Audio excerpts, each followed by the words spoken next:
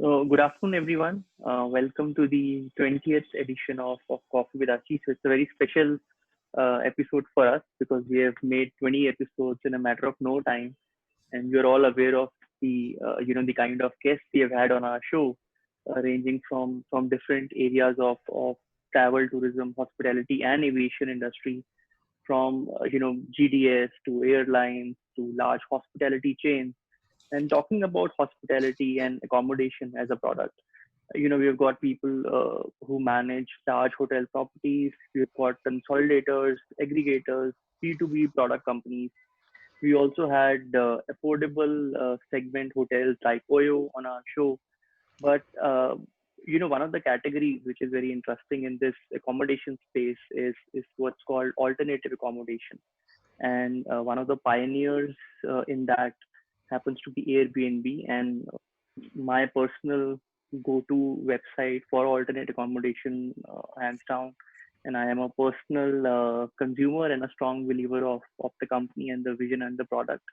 But it's very interesting if you sort of look at the history of Airbnb and how it started. And I think it's one of those amazing, inspiring startup stories where the entrepreneurs or founders, tried multiple things and hustled before they latched on to the actual product idea. And here were a bunch of, two, three young 20 something entrepreneurs in New York who tried few ideas. And one of the co-founders, Brian Chesky, also said that many people at that point in time, and this 2007, 2008, many people told him that it's one of the worst ideas, and he laughingly says that it's one of the worst ideas that ever worked. So that's how he claims it to be. And I have a small sort of a cartoon strip to show you, which will tell you how the organization was back in 2007, 2008, and it was called Air Bed and Breakfast. And they used to also make cereals because the eatable cereals in 2008 Obama campaign, and they would have these Obama O and McCain caps, and it's so funny, and they hustled from that sort of a business model just to keep the company tagging along. And it's amazing how they were diversified and made this huge product which we all now know. And if you check, there's so many memes available, Aman, about Airbnb, and I have few of them here, where Airbnb also diversified into exotic properties in the forest. And here are a few peers who are saying that who's listing our homes on Airbnb. People have also come up with things like nursery rhymes, which actually captures the fact that it's become a source of income for so many people. I know so many of people in the West, single moms who have rents to pay. They didn't know that they could use their home itself to generate income. So it's been a massive success story, to the point that on the extreme right, you also see this cartoon where the bee is saying that if you can hold my hive like this, I'm gonna open an Airbnb. So that's the amount of admiration and adoration which people have for Airbnb as a brand, which is so amazing, as a startup to see. And if you talk about India, India is also one of the fastest growing emerging markets for Airbnb, and it is actually one of the top five priorities for Airbnb globally. And as a company, they set a target of having 1 billion, consumers annually by 2027, and they already are very close to that mark. And the funny thing is, many times people only think about Airbnb when we talk about that it's going to be, budget stays, it's going to be a very guest house kind of an accommodation.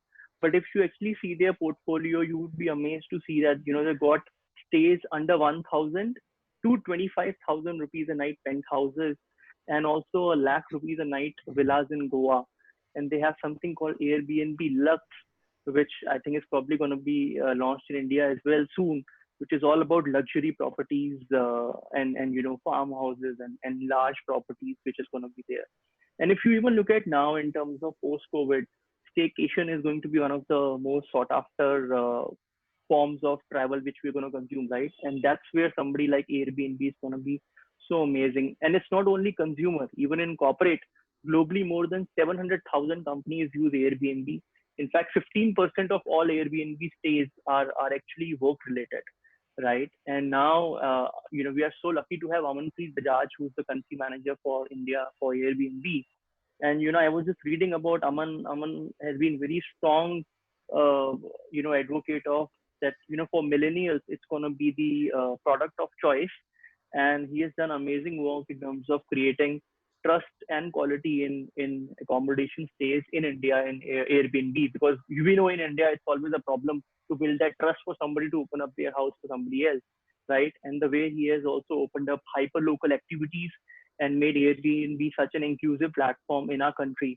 And he's been doing that for last 5 years now with Airbnb. And before that, many of you, at least I knew about him even before Airbnb, thanks to the Let's Buy.com fame, which was at that point in time was one of the leading growing startups and one of the few startups who actually make an exit. And Aman led that exit into Flipkart back in 2012, which created significant value for all the shareholders and investors. So he's done it already, which is amazing. And I share a small bit of common experience with you, Aman, that I also was in one of the big fours. So I know you worked in Ernst and Young. So we share that as a common attribute. And Aman, many of you also know as a thought leader, he has been very vocal in various forums in industry, in travel, tourism, and hospitality. He's also been featured as promising 40 under 40 leader by Fortune magazine for now last 2 years in a row. And he himself loves a lot of traveling. He's a gadget freak and a avid graphic designer. So he's a hands-on man, as they would say, and a strong desi entrepreneur. And I'm really inspired to have you with us here. So with this, a warm welcome to you, Amanpreet. We are so happy that you are here with us. And now I'm going to also hand it over to Ashish to have a conversation with you while I sit back and enjoy my coffee. Thank you, Karthik. First of all, thanks for the amazing introduction and all that you had to say about Airbnb and giving everyone a context about how this company was formed. I really want to thank you for being a loyal guest. It's because of people like you and the entire host community that we have that has made Airbnb such a popular name across the world. So, first of all, thank you for being an amazing member of the community and continue to being a loyalist for that. Pleasure. Well, Aman, how's your coffee? Coffee is hot. Yeah, you're doing good. All doing right. well. So, Karthik has, of course, described to us Airbnb. To me, in current times, the word travel ecosystem has actually changed in my mind to the world of travel, universe of travel. And I think there's nobody better to typify and template the word universe of travel as Airbnb with accommodation, families, local activities, all that touching each other. So, Aman, just tell us, how do you see this changing? We've talked to a lot of guests on how life is going to be post-COVID, global, Indian. But tell us, how is this universe of travel going to change? Sure. First of all, thank you, Ashish, for having me as the guest on this amazing series. I've been following this very closely. I think all that you've done to bring the travel fraternity and industry together and championing the cause across multiple forums, that's really commendable. So thank you for doing that and continuing to do Thank so. you. Right. So your question around, so obviously these are unprecedented times, right? Something that no one saw coming. And there is no playbook per se for this. And I think what we are going to see is that there will be a new way that people kind of start traveling from now. I think I'll go from the basic principle, and I love guiding principles, and I'll again go back to that, is that travel is an innate need, right? And the pursuit of experiences is also very perennial. And I think the whole fact that Karthik mentioned that when Airbnb was created, it was created on one belief that human connection is amazingly important. And then more and more people kind of seek that, whether it's local experiences, whether it's meeting new people, whether it is immersing themselves into local neighborhoods, local cultures. I think travel enriches a person in multiple ways. Now, how is this going to change? I think what we've seen is that that innate need and that perennial nature of this thing is not going to change. There is a lot of pent up demand already that we are continuing to see. Obviously, there is a long way to go. Currently, half of the world is under a specific lockdown. Not many people are moving out. But whatever signs we are seeing are very encouraging in terms of how people are going to travel. So the way I look at it is that travel is going to change in the medium to short term, where it is going to become more regional, more local. I think more and more people are going to first step out of their homes and maybe go to a location which is nearby. Right. Um, as I said, people have been under a massive lockdown across the world, including in India. And so there is that innate need right now for them to venture out and spend time in the outdoors. So I do believe that, travel is going to start opening up. It will start opening up in a more regional manner, more domestic manner. More and more people are going to travel to nearby locales, maybe drive down a 200-kilometer or 300 kilometers, and then stay in a place which is surrounded by nature, places that they can control, places they have more control on, in a way. And I think what's happened over a period of time that people have stayed indoors and kind of they've had this time for introspection. And in terms of choices that they are now going to make are going to be far more responsible choices. And so sustainable, travel or any kind of responsible tourism is something that these are the things that will start the recovery for us. And I also believe that given the nature of this pandemic, there are multiple countries at a different stage of where they are. There are some countries in which the new cases are now in two digits or single digits. And so we are seeing travel sector kind of open up across in those markets, countries like Korea, China, etc. Um, India is in a very sensitive position, as you all know right now, and the lockdown is kind of now easing down, and so we'll start seeing states take a little bit more time to kind of open up, set rules, and I think safety will be one of the key parameters that people would take into consideration before making their travel plans. Having said that, overall I do believe, and I'm very positive that travel is a industry which is very resilient. It has seen multiple shocks in the history as well. Right. And it has always seen a good comeback. And I think, as I said, the signs that we are seeing across the world, that just shows us that the community, whether it's the host or the guest, they're all willing to travel, they're willing to host, and are waiting for times to get better so that they can start welcoming more people into their cultures, into their communities again. Right. So what you really talked about is how the consumer confidence gets built up over a period of time. But what do you think will define people's choices going forward? I think, there are three things that are going to come up. I think first and foremost is going to be safety. I think more and more people are going to ask more questions about cleanliness, about hygiene, about protocols that kind of define this. So it will be on the businesses, on host communities, as well as accommodation service providers to kind of first answer those, and build the consumer confidence, for example. Then obviously, as we fight this, there will be processes and products that will need to be redefined. So social distancing, self help, all of these would be important to kind of help the businesses recover in the initial phase, but will also build and restore confidence in all stakeholders, so that then travel can move on to from just local domestic to then international waters. And I think, and it goes back to the kind of travel that we have always known. So I do believe that people's choices in terms of focus on safety, focus on cleanliness, and if I were to just say it in a very layman's term, having more control over the spaces that they are living in, and not. So, for example, we have seen a surge in the kind of bookings, whether it's in India or whether it's across the world, where people are booking entire homes outside the city, in the nature, in the greens, where they have a control over the surroundings, right? They're not sharing it with 100 people. The dining room is not shared with 100 people. The lobbies, the lifts, etc., that you would see in traditional accommodation, that risk is taken away.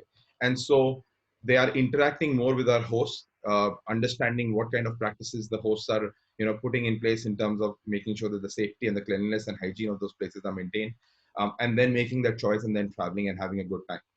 So I do believe that these things would be the initial things that will help us recover. I also believe that we will see at least in the short term and also medium term, we will see a demographic shift as well. Given that the elderly population, people who are aged, are very vulnerable in terms of how this disease or how this pandemic kind of attacks, as well as affects them.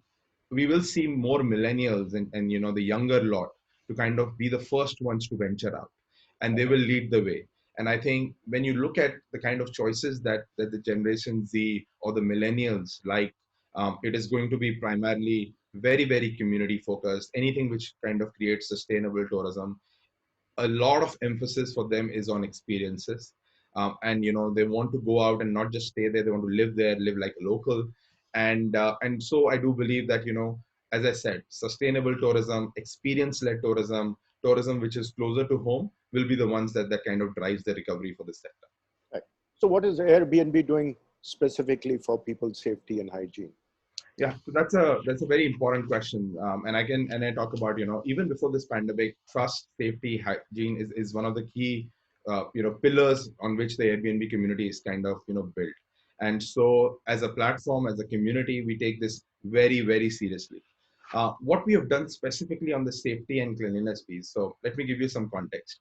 Mhm. Even before this pandemic hit, this is one of the key parameters when people make a choice of booking a property on Airbnb. Whether it's a room that they want to stay in, whether it's an entire home, a villa, a penthouse, like Karthik mentioned, or even unique places or tree houses, and we have a ton of those kind of unique places like tree houses, ecological stays, rural stays, etc. Um, Even before that, more than 92% of the people had rated cleanliness from so all if you've used our product, you would know that after every booking, a host reviews the guest reviews the host, and that's how a kind of reputation is built over the platform. Right. And if a host is found to be wanting on providing the kind of promise that they had promised and it is not delivered, then obviously there is action taken by the platform as well as by the community.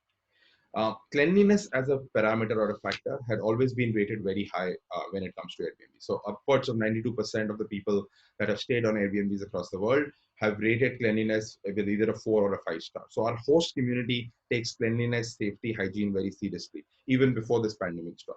What we have done now, and I think there is an incentive, given that these places or these homes are people's secondary or primary homes, and so there is an incentive for them to keep it very safe, very clean, from a personal perspective as well. But what we have done is, globally, what we did was we kind of teamed up and worked and consulted the ex-US Surgeon General, Dr. Vivek Murthy, Right. and created one of the most, I would say, extensive and an overarching cleanliness protocol that goes into the details of how to clean homes, how to clean specific rooms, how to disinfect services, and multiple other nuances that goes inside, making sure that a home is ready to welcome guests. And this was done in consultation with him. CDC guidelines globally have been taken into account, what products to be used. We've also partnered with medical and hygiene experts across the world to get to this, extensive protocol, which is now available, and it's coming up in phases. So now it is available for our hosts in the US, where there is a detailed guideline and an SOP that they are following. And once they have gone through this, they go through a self-attestation. And once they have gone through this self-attestation and gone through the tutorials and guidelines that are built onto the product, there will be a badge or a sign that the guest community would be able to see that this host has kind of signed up to do XYZ more than which pertains to this particular protocol. We believe this is very important to, as you rightly said, instill the confidence in the guests, as well as making sure that the hosts also want to remain safe. And so it has guidelines on both sides, guest safety and host safety. And we are now launching this across the globe. Started with the US last week. It's going to come to India very soon. And we are also in discussions with medical experts and hygiene experts in India to make sure that this is locally adapted, the kind of products that would be described in terms of, to be used in for cleaning, etc.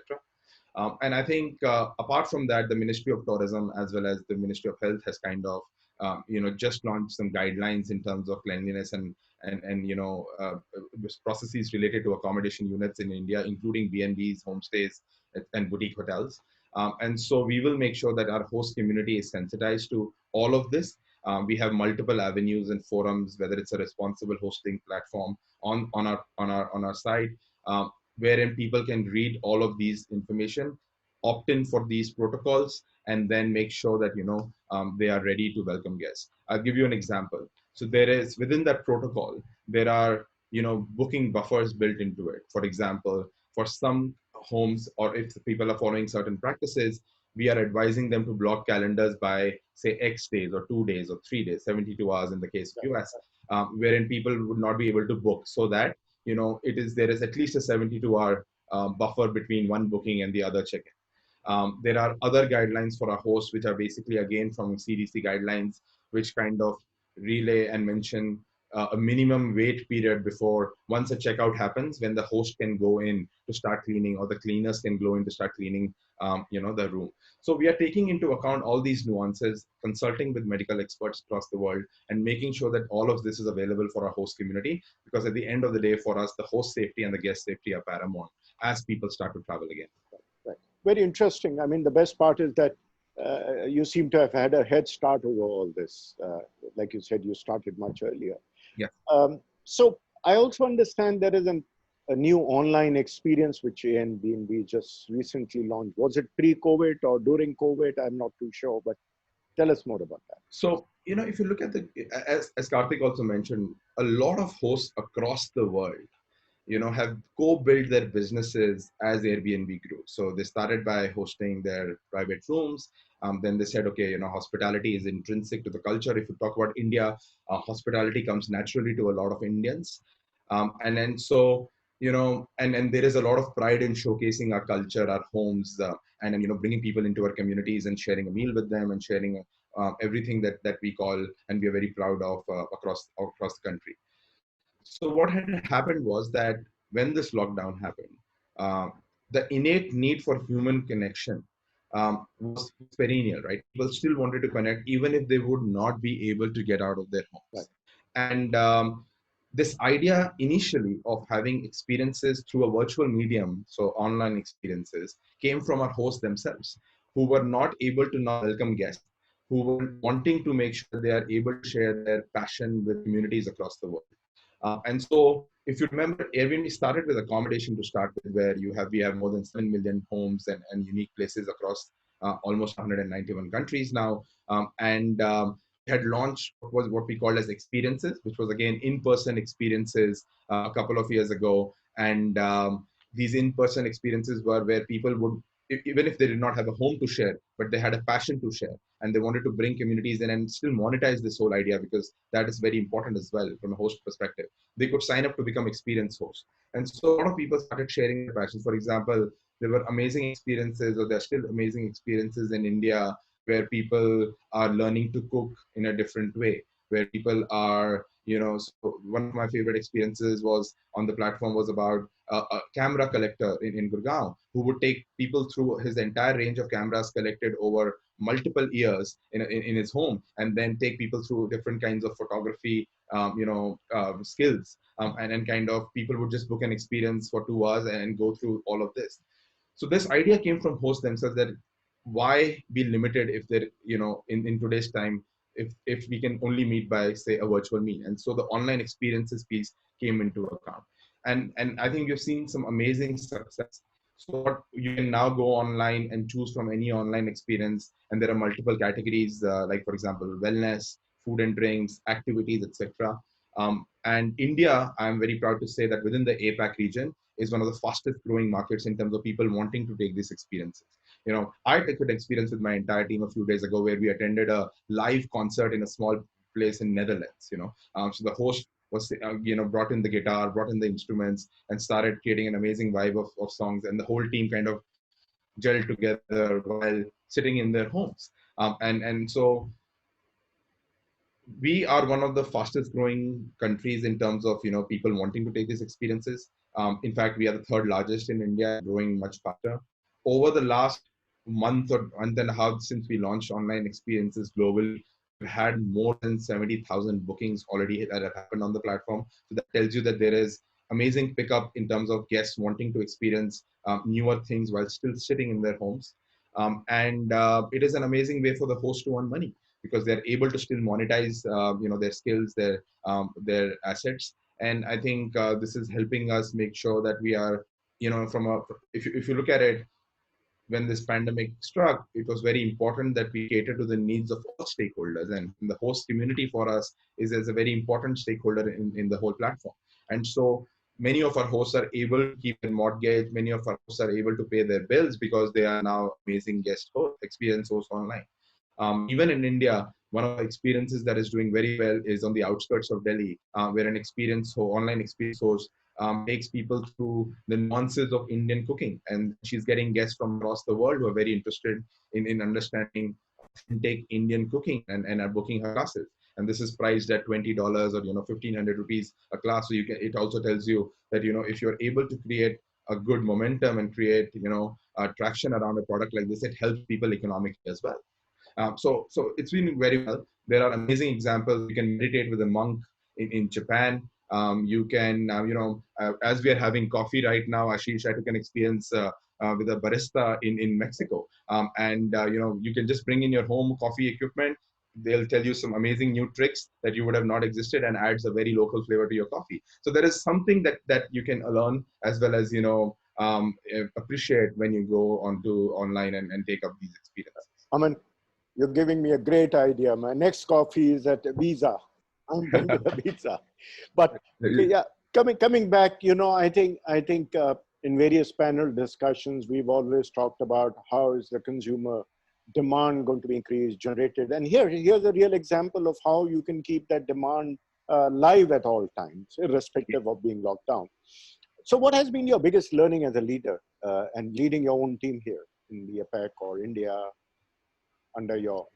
So I think you would agree, Ashish, right, that these are challenging times, right? And even from a leadership perspective, there is no playbook for something like this. We've all, at least in my career, I've seen a couple of crises. The Airbnb was born in a recession, as Karthik mentioned, in 2007, 2008.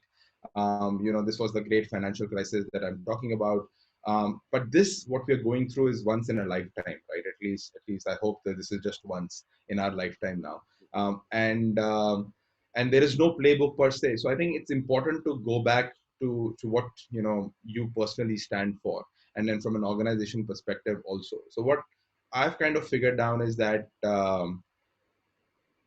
it is important at this point of time to revisit what you stand for, or the purpose. What is the purpose of the company? Why did it come into existence in the first place? And if you look at Airbnb, came into existence primarily, obviously to help hosts earn extra income by monetizing their underutilized assets, but more importantly for people to belong, right? And then the mission of the company is to create a world where anyone can belong anywhere, and that is primarily based on the need for human connect.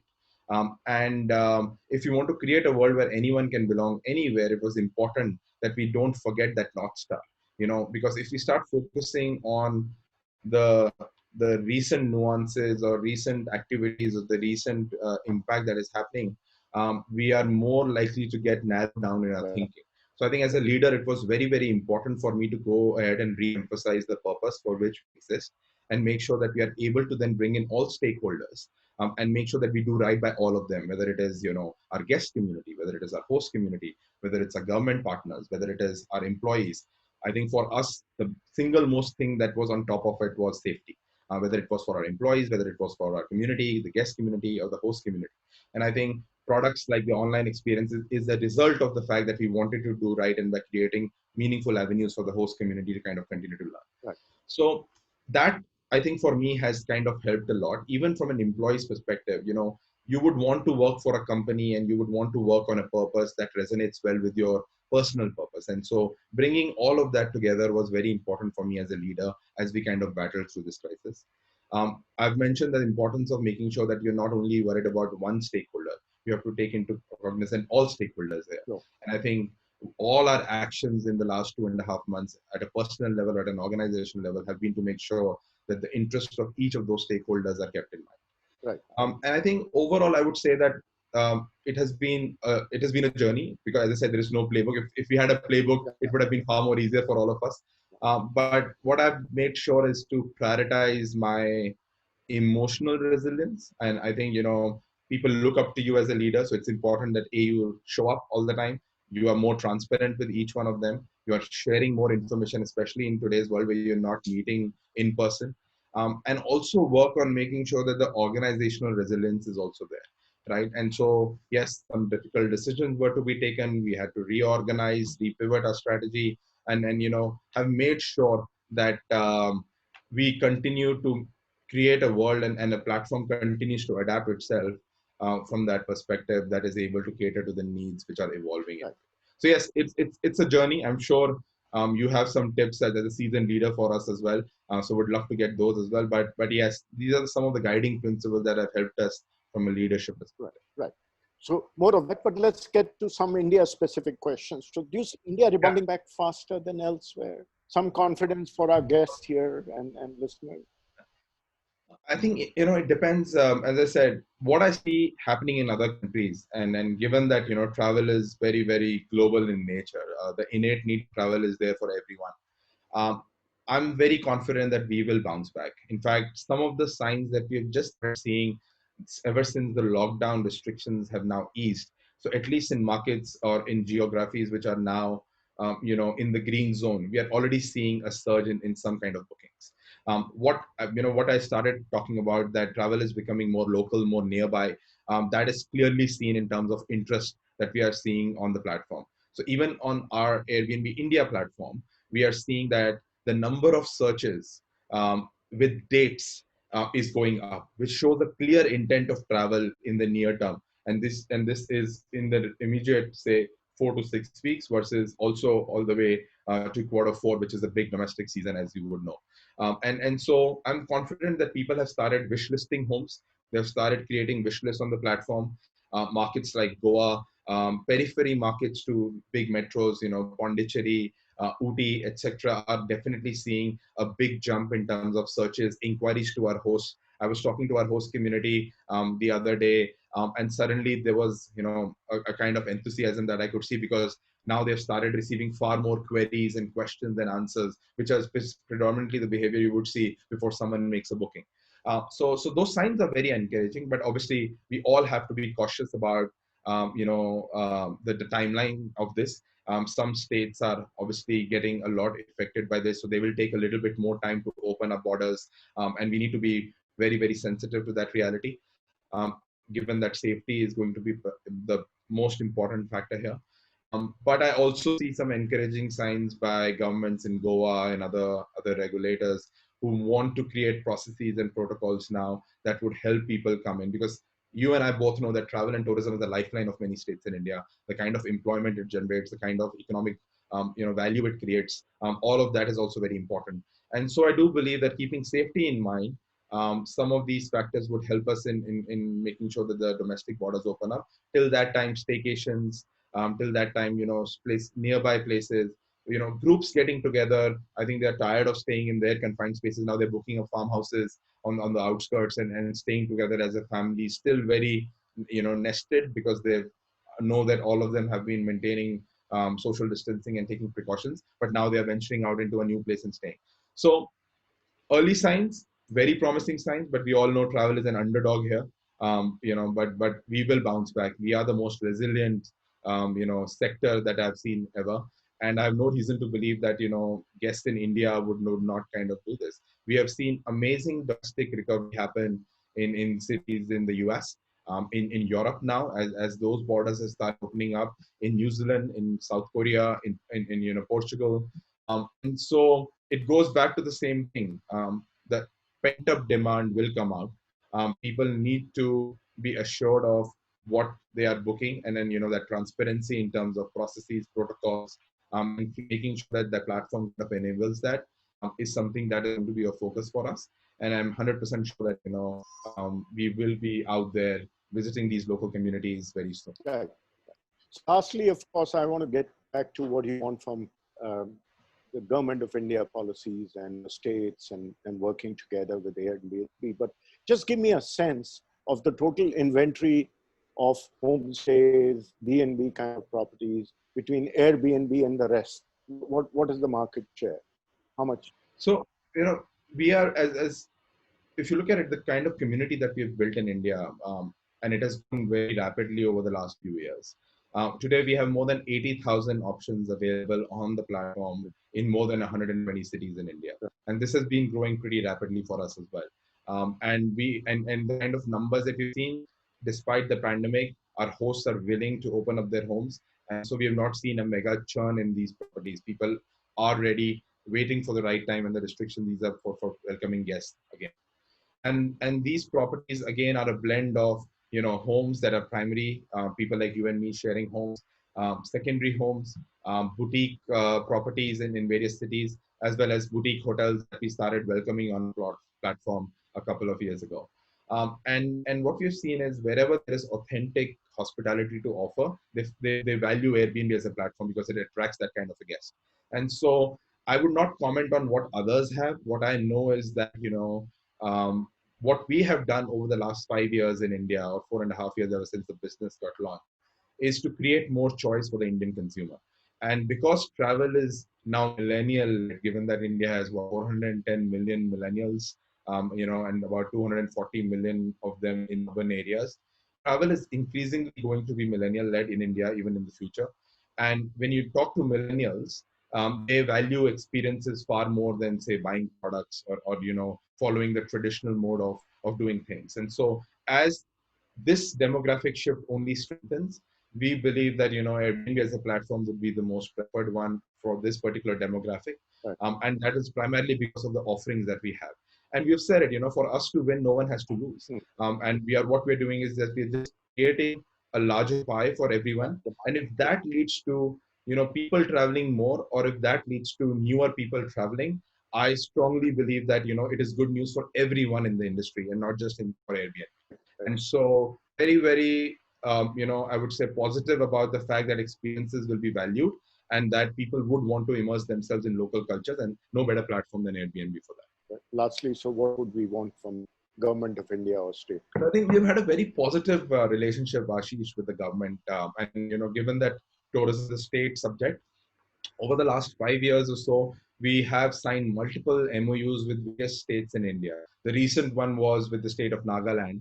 And again, our focus is primarily, given that Northeast is emerging as one of the new places for travel and a key area of focus for the government. Our focus is primarily on threefold: making sure that we leverage our global community, given that we have had more than 700 million guests across the world, making sure that we highlight these locations the rest of the world. And then so that they get a stage at the global level. And forget global now, even from a domestic perspective, the kind of domestic demand is huge, right? Indians have taken 1.6 billion trips, domestically. And so for people to go from one state to another, it's a big opportunity and learn about that culture.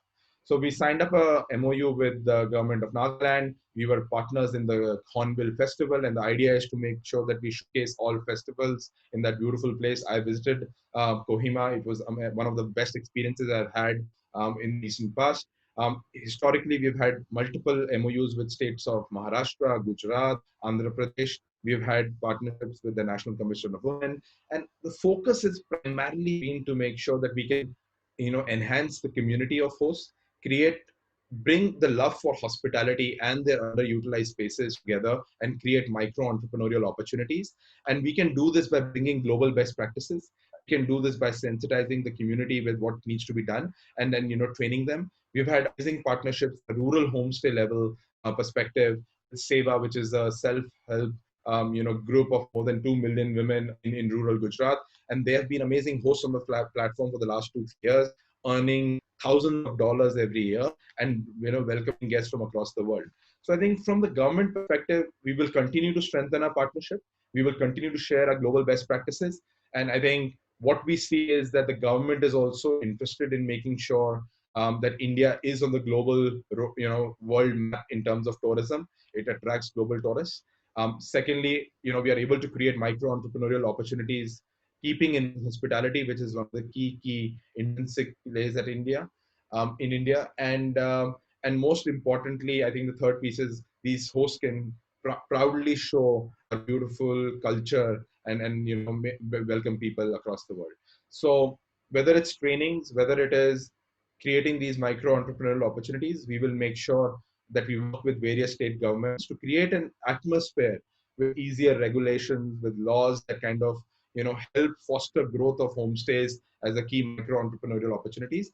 And not one philosophy would be fit for all states. So we are ready to work with all states, different parts of India, in creating an ecosystem that is good for that state and creates value for people of that state, while it brings more and more guests to that state from wherever. Although I don't want to conclude this discussion, but I'm afraid I'll have to pass you back to Karthik. But before I do that, I want to leave one thought with, when we can discuss that later.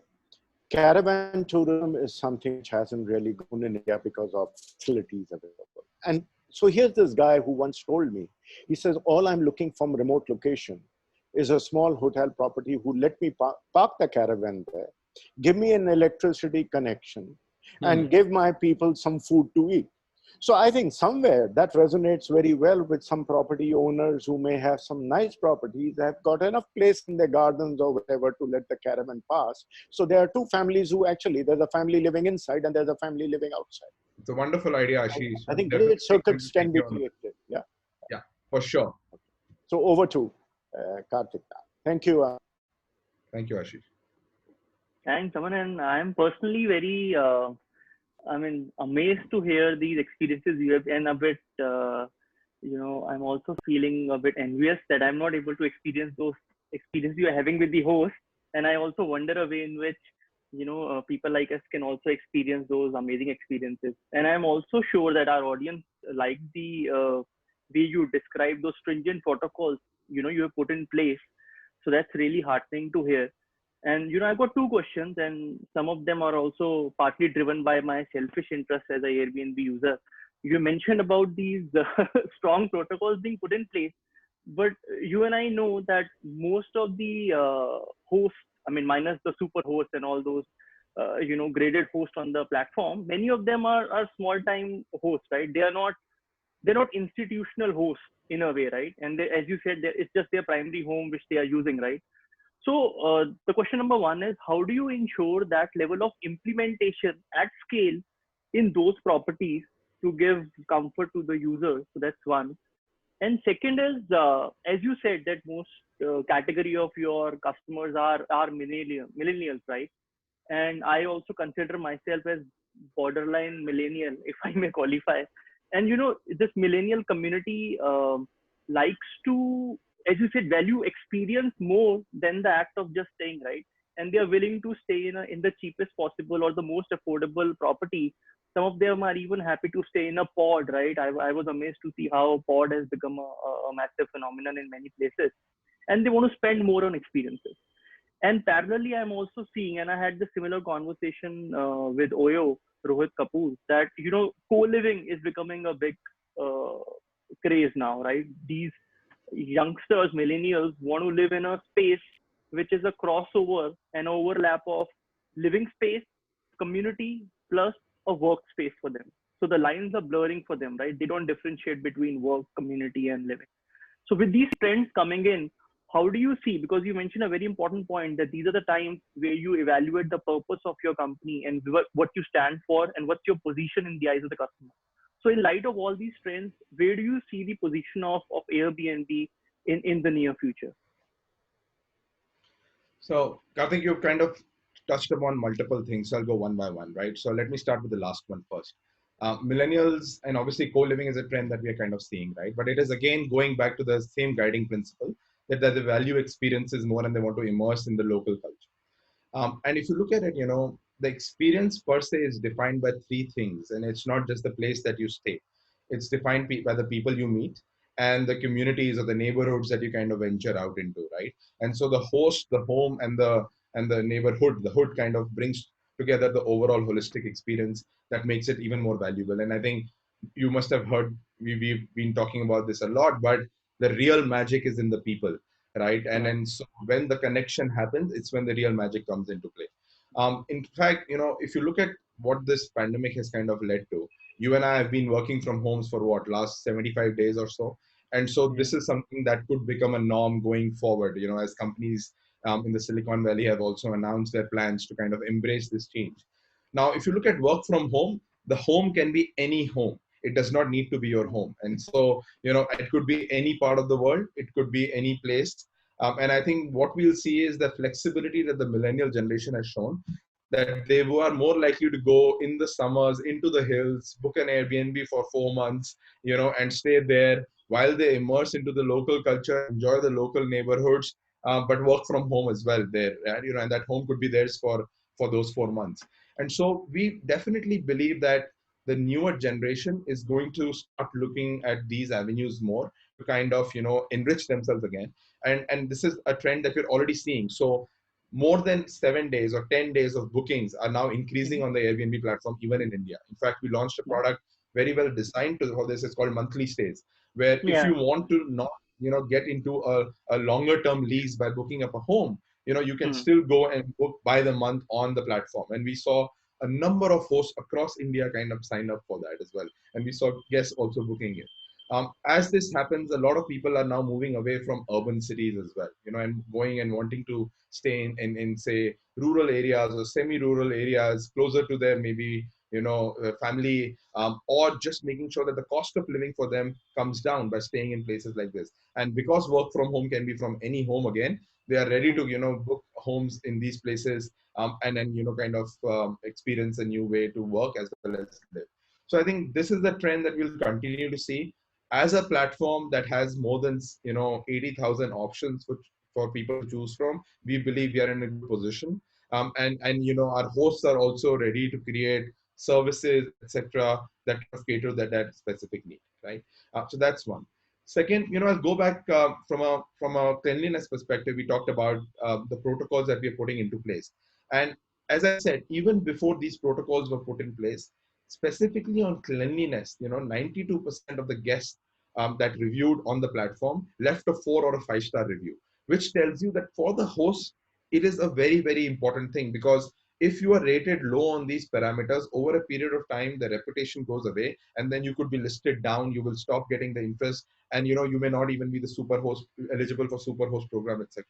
So we have seen that this comes very, very as an important parameter, and the hosts are now signing up, and we've launched this in the US, and we're already seeing this.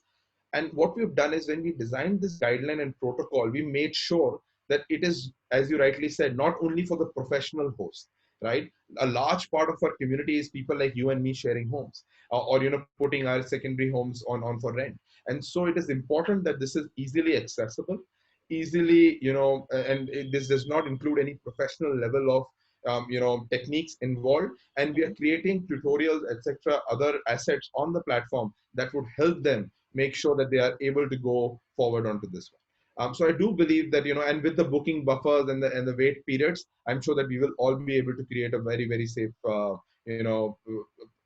atmosphere for our guests to kind of come in and book with confidence. Right. Right. No, it's very heartening to hear, even as a user. Ashish, do you have any concluding remarks? Well, thank you, Aman, for being here with us. And maybe I'll grab a coffee with you on a better day.